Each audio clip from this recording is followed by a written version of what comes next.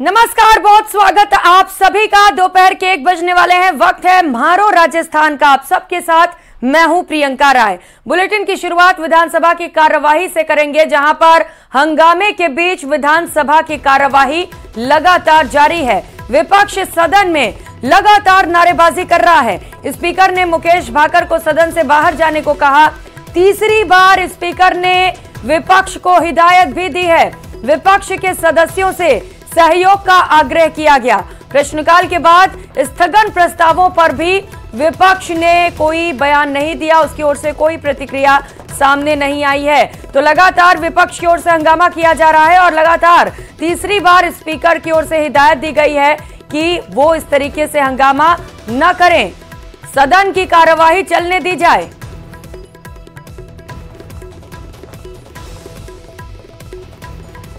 और विधानसभा में ललित मीणा के सवाल के जवाब में मंत्री मदन दिलावर ने कहा कि कांग्रेस राज में मिड डे मील में करोड़ों का घोटाला हुआ है। ईडी और एसीबी मामले की जांच कर रही है। दोषियों को किसी भी सूरत में नहीं बख्शा जाएगा।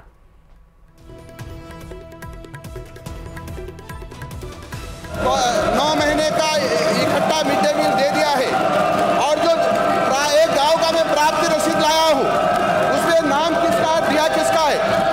जब बच्चों को दिया है तो अंगूठा क्यों ले गए हैं?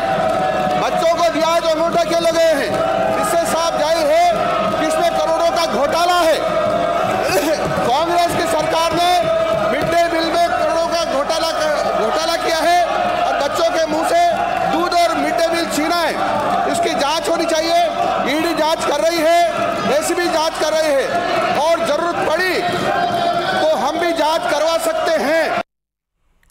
उधर नेता प्रतिपक्ष टीकाराम जूली ने कहा कि हमारे सदस्य की कोई गलती नहीं थी। मंत्री पुत्र की एएजी पर पद पर हुई नियुक्ति गलत है। केंद्रीय गृह मंत्रालय की गाइडलाइन है कि किसी भी मंत्री के परिजन को लाभ का पद नहीं दिया जा सकता। कल सदन के अंदर उठाई थी, उस बात का सरकार की तरफ से जवाब नहीं दिया और हमारे सदस्य की कोई गलती नहीं। आप गलती बता दे, क्या गलत इशारा किया वो इशारा बता दे। हमारा जो सदस्य है सिर्फ उस मुद्दे से ध्यान भटकाने के लिए सरकार प्रस्ताव लेके आई और अध्यक्ष जी ने जबरदस्ती हमारे सदस्य को निकालने का काम किया। मैं समझता हूं सत्ता के अंदर जिस प्रकार से ये लोग बदमस्त हैं, ये नियम और कानूनों की धज्जियां उड़ा रहे हैं। हमारा सिंपल सा क्वेश्चन था, हमें जवाब दे देते। ये कह रहे हैं कि मामला से आया है कि जुलाई से कानून प्रभावित हुआ है, जनवरी फरवरी के आदेश है। 25/7/2024 के ऑर्डर हैं, मैंने ऑर्डर लगाए हैं। मैंने जो अपनी तरफ से नियम 119 के तहत अध्यक्ष जी को जो ज्ञापन दिया है उसमें मैंने नियमों की कॉपी लगाई है। ये लोग झूठ बोलते हैं, सदन को गुमराह कर रहे हैं। 4 ऑर्डर दिखा दूंगा, कोई एक ऑर्डर नहीं है। अपनी गलती को मान नहीं रहे हैं, इनकी गलती है और ये असंवैधानिक है। भारत सरकार के कानूनों को, नियमों को मानने की जिम्मेदारी सरकार की है, वो बाध्य है धारा 356 के अंतर्गत। डबल एजी पहले ही नियुक्त कर दिया। मैंने कल मुद्दा उठाया था भारत सरकार के गृह मंत्रालय की, जिसके गृह मंत्री अमित शाह हैं, उनकी ये गाइडलाइन जारी हुई है कि कोई भी मंत्री अपने परिवार को किसी भी प्रकार का कोई लाभ का पद नहीं दे पाएगा, लाभ नहीं देगा। और राजस्थान क्रिकेट एसोसिएशन की पिछली आरसीए कमेटी के कार्यालय में महाभ्रष्टाचार का खुलासा हो रहा है। आरसीए एडहॉक कमेटी द्वारा करवाई गई जांच रिपोर्ट में खेल और खिलाड़ियों के नाम पर भारी अनियमितताएं बरतने से पर्दा उठ रहा है। वहीं तत्कालीन आरसीए कमेटी द्वारा राष्ट्रीय अंतर्राष्ट्रीय मैचों के आयोजन, स्टेडियम निर्माण, इवेंट के नाम पर बड़ा फर्जीवाड़ा सामने आया है। अब सरकार जांच रिपोर्ट के आधार पर दोषियों को जेल की सलाखों के पीछे भेजने की तैयारी कर रही है। तो आरसीए के ऑडिट में महाभ्रष्टाचार का खुलासा हुआ है कि कर जैसे जैसे जांच आगे बढ़ती चली जा रही है और भी खुलासे भी होते चले जा रहे हैं। बताते चले कि पिछली आरसीए कमेटी ने खेल के नाम पर कई गंभीर भ्रष्टाचार किए, जिसका अब जाकर खुलासा हो रहा है। खिलाड़ियों का वेतन तक आरसीए की कमेटी डकार गई। अंपायर से लेकर ग्राउंड स्टाफ सहित सभी खिलाड़ियों की फीस भी जहां पर बड़ा भ्रष्टाचार किया गया। बीसीसीआई द्वारा खिलाड़ियों को भेजी गई राशि में भी लूट खसोट की गई। इवेंट मैनेजमेंट के नाम पर बड़े पैमाने पर फर्जी भुगतान भी किया गया।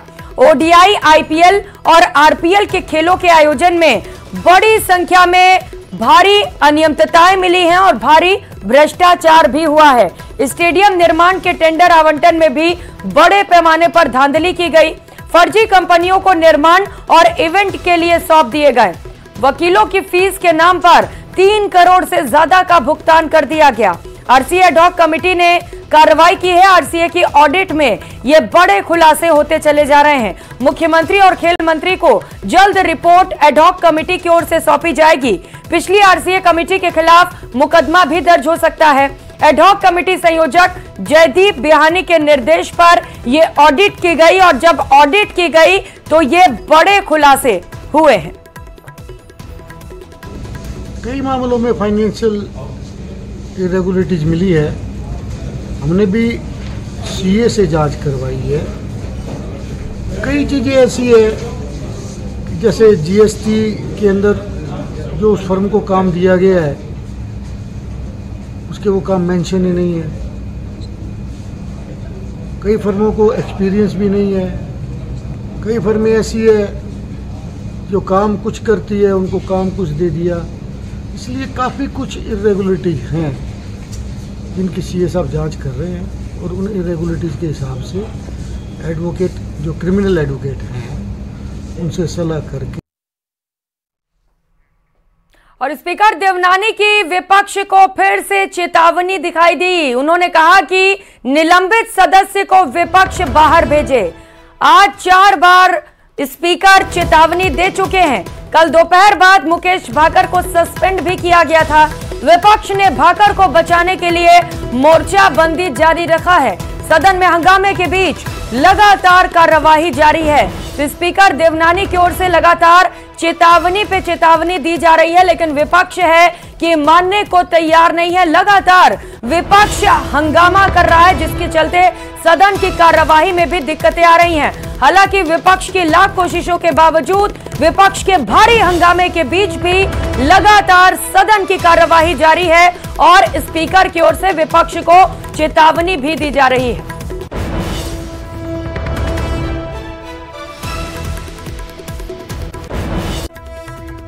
और अगली खबर झुंझुनू जिले से है, जहां पर इन दिनों शातिर ठग महिलाओं को बातों में उलझाकर ठगी की वारदात को अंजाम दे रहे हैं। शातिर ठगों की गैंग ने जिले में 2 घटनाओं को अंजाम देकर 4 लाख रुपए के गहने, मोबाइल और नकद लूट लिए हैं।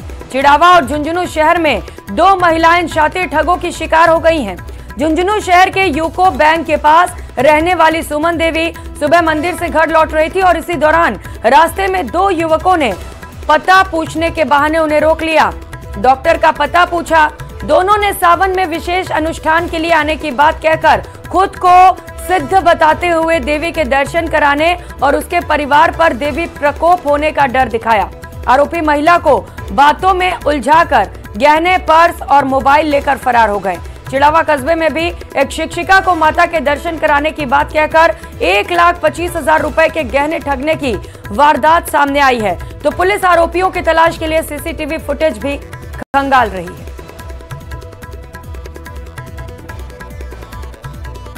अगली खबर जयपुर से है, जहां वरिष्ठ अध्यापक प्रतियोगी परीक्षा 2022 में डमी कैंडिडेट से परीक्षा दिलवाने के मामले में आरोपी रमेश कुमार राणा को गिरफ्तार किया गया। एसओजी की गिरफ्त में आया आरोपी रमेश राणा आज कोर्ट में पेश कर रिमांड पर लिया जाएगा। आपको बता दें, एसओजी के अजमेर यूनिट ने रमेश राणा को पकड़ा है। रमेश ने अपने प्रवेश पत्र में काट छांट कर डमी कैंडिडेट से परीक्षा दिलवाई। एसओजी के मुताबिक रमेश ने संस्कृत विषय के लिए निकाली गई भर्ती में सामान्य ज्ञान परीक्षा का पेपर सुरेश कुमार गोदारा और हिंदी विषय का पेपर दिनेश कुमार से अपनी जगह बैठाकर दिलवाया था।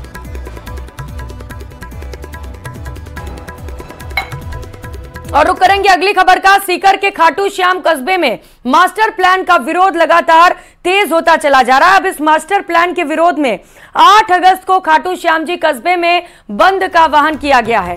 मास्टर प्लान के प्रारूप में 2041 को रद्द कराने की मांग को लेकर कस्बे के सत्संग भवन हैदराबाद धर्मशाला में बैठक की गई। बैठक में प्रारूप का विरोध करते हुए सर्वसम्मति से 8 अगस्त को खाटू श्याम जी बाजार बंद करने की घोषणा की गई और इसके साथ ही इस प्रारूप के विरोध में चलने वाले आंदोलन को लेकर 51 सदस्यों की संघर्ष समिति बनाई गई। बैठक में सभी ने कहा कि इस प्लान से खाटू श्याम उजड़ जाएगा। नगर पालिका अध्यक्ष ममता मुंडोतिया ने कहा, नगर पालिका खाटू श्याम जी आमजन के साथ है और इस प्रारूप को खारिज कराने के लिए प्रदेश सरकार से भी मुलाकात करेंगे।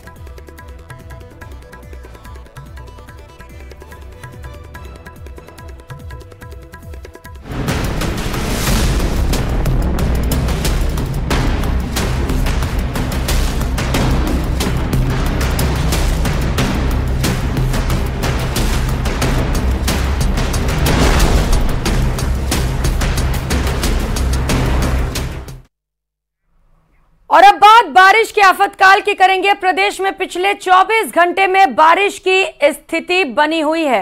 राजसमंद से लेकर बाड़मेर, जालौर और अजमेर में भारी बारिश दर्ज की गई। जोधपुर, जैसलमेर, पाली में कहीं कहीं पर अत्यंत भारी बारिश दर्ज की गई। नजीराबाद में 165 mm बारिश दर्ज की गई। जैसलमेर के मोहनगढ़ में 260 mm, पाली में 257 mm बारिश दर्ज की गई। तो लगातार बारिश का प्रकोप दिखाई दे रहा है। नदी नाले उफान पर हैं और इसके साथ ही मौसम विभाग की ओर से कई जिलों में बारिश को लेकर भारी चेतावनी जारी की गई है। यानी कि कई जिले ऐसे हैं जहां पर अभी भी अत्यंत बारिश के आसार बने हुए हैं। पिछले 24 घंटे से कई जिलों में बारिश के चलते त्राहिमाम मचा हुआ है। तो वहीं जैसलमेर में 4 दिनों से चल रही बारिश का तांडव देखने को मिल रहा है। जैसलमेर जिले के कई गांवों में कच्चे मकान और पुराने मकान भी पानी में बह गए। सम क्षेत्र में हुए एक रिजॉर्ट के गिरते हुए का लाइव वीडियो भी सामने आया, जिसमें लाखों का नुकसान हो गया। दोरो वाली धरा में नदियां बहने से ग्रामीण क्षेत्रों में काफी नुकसान हुआ है। मिड़वा में ओमदान का कच्चा घर गिर गया, जिसमें बैठी बकरियों की मौत हो गई, जिससे पशुपालक भी परेशान हैं। भड़ियाना, राजमथाई, सम, मोहनगढ़, रामगढ़ सहित दर्जनों ग्रामीण क्षेत्रों में बरसाती पानी जमा हो गया। कई जगहों पर तालाबें भी टूट गईं, तो वहीं कई जगहों पर खड़ीन भी टूट गए, जिससे गांव और ढाणियां टापू में तब्दील हो गए हैं। फलसुंड क्षेत्र, लिंगासर और भोपालगढ़ सहित जिले में कई जगहों पर बाढ़ जैसे हालात बने हुए हैं। जैसलमेर जिले में अधिक बारिश के चलते कई सरकारी भवन गिर गए, जिससे कोई जनहानि नहीं हुई। ये बड़ी राहत की बात है। लेकिन बताते चले कि जिस तरीके से लगातार बारिश का कहर दिखाई दे रहा है, यहाँ पर लोगों की दिक्कतें बढ़ी हुई हैं और इसके साथ ही सामानों का भी और संपत्तियों का भी भारी नुकसान हो रहा है। देख सकते हैं ये आशियाने हैं जो पानी में पूरे डूब चुके हैं। प्रशासन को चेताया गया था कल कि जो दौरा पाली है कार्रवाई नहीं करी, जो दौरा पाली है उसको ना दौड़ा जाए, उसके बावजूद ना दौड़ा जाए, उसको दौड़ा गया, उसको तोड़ा गया और आगे पानी की निकासी ना होने के कारण यहाँ पानी पूरा भर चुका है। टोंक से इस बीच बड़ी खबर मिल रही है, जहां पर रोडवेज बस डूबने का मामला सामने आया। वैशाली नगर आगार की रोडवेज बस बताई जा रही है। बस को ठीक करवाकर ड्राइवर जयपुर लौट रहा था और बीच रास्ते में हादसे का शिकार हो गया। टोडी सागर बांध के ओवरफ्लो पानी में यह बस डूब गई। बस के साथ ही ड्राइवर भी लापता है। ड्राइवर की तलाश के लिए रेस्क्यू ऑपरेशन चलाया जा रहा है। तो तस्वीरें देखिए, कितनी खतरनाक ये तस्वीर है। पानी का तेज बहाव है और इसी बहाव से बस को निकालने की कोशिश की जा रही थी और तेज बहाव में बस बहती चली गई।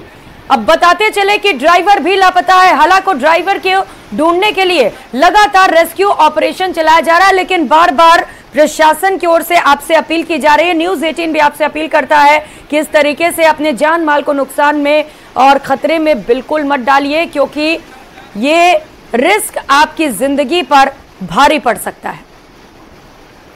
तो दो अलग अलग तस्वीरें देख पा रहे हैं हादसे से जुड़ी, जहां पर रोडवेज बस डूब गई है। वैशाली नगर आगार की रोडवेज बस बताई जा रही है। बस खराब हो गई थी, जिसे ठीक कराकर ड्राइवर वापस जयपुर की ओर लौट रहा था और टोडी सागर बांध के ओवरफ्लो पानी में बस डूब गई।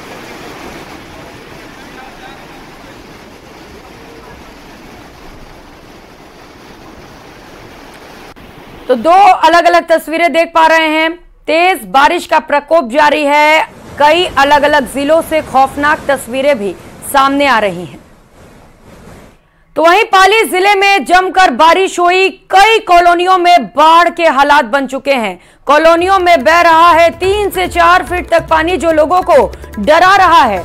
PMT colony, Ramdev road, Durga colony, पंचम नगर सहित कई कॉलोनियां जलमग्न हैं। घरों तक में पानी घुस चुका है। यह तस्वीरें देखिए, अंदाजा लगा पाना मुश्किल है कि सड़क कहां पर है, क्योंकि सड़क नदी में तब्दील हो चुका है और बहाव इतना तेज कि कोई भी इसमें बह जाए। कई लोगों के घरों तक पानी पहुंच चुका है, जिसके चलते लोगों का जीना भी दुभर हो गया है। कई लोगों के सामान खराब हो रहे हैं। खाने पीने के सामान से लेकर जो उनके कीमती सामान है वो भी लगातार खराब हो रहे हैं इस पानी के चलते, जिसके चलते लोग बेहद परेशान हैं। हालांकि बच्चे इस भारी बारिश में मौसम का लुत्फ उठाते हुए भी नजर आ रहे हैं, क्योंकि पिछले कई दिनों से लगातार उमस भरी गर्मी थी और इस बीच जब बारिश हुई है तो लोगों को गर्मी से भी राहत मिली है।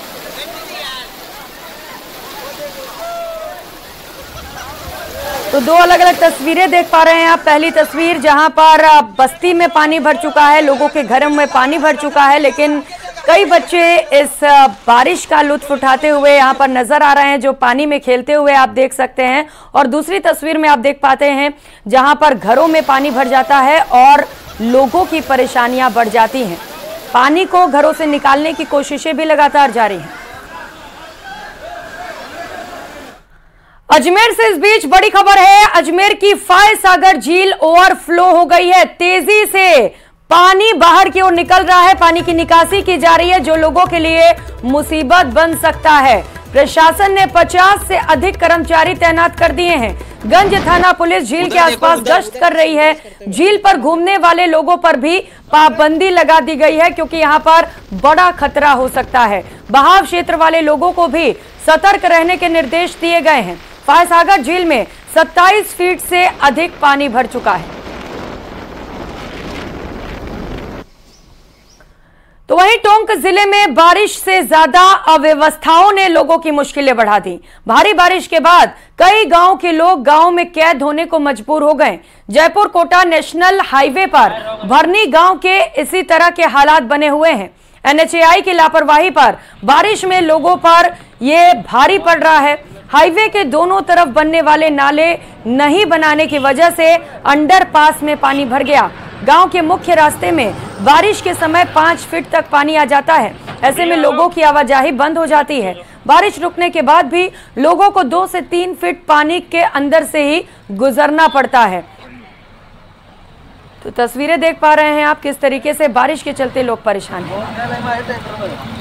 प्रदेश भर में भारी बारिश के बाद टोंक में हालात भयावह हो चुके हैं। जगह जगह की बात करें तो हालात बद से बदतर हो गए हैं। अभी हम खड़े हैं national highway, Jaipur Kota national highway के भरनी ग्राम पंचायत में। तस्वीरों के जरिए सबसे पहले आपको ये अंडरपास दिखा देता हूँ। हाईवे की जो स्थितियां हैं वो सबसे पहले आपको किस तरह से पानी बहता हुआ आ रहा है। सुबह से लगातार ये इसी तरह से पानी बह रहा है। फिलहाल अभी बारिश का दौर थमा हुआ है। रात भर बारिश के बाद स्थिति ये हुई और भरनी गांव का मुख्य रास्ता है वो आपको दिखा दूं, ये है। यहां से हालांकि पानी अब काफी उतर चुका है।